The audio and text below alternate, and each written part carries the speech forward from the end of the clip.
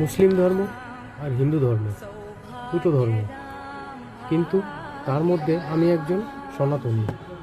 কিন্তু আমার তাতেও মুসলিম ধর্মের মধ্যে একটা জিনিস খুব ভালো লাগে, যে আমাদের হিন্দু ধর্মের মন্দিরগুলোর মতন তাদের এখানে কোনো ভিআইপি রিলেটেড কোনো ব্যাপার নেই। মসজিদগুলোতে ধরুন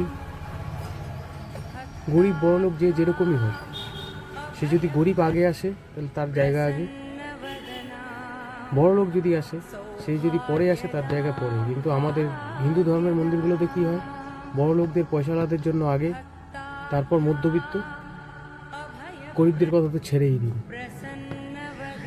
আমি এখানে কোনো ধর্মকে ছোট করতে আসিনি বা কোনো ধর্মকে বড় করতে আসিনি।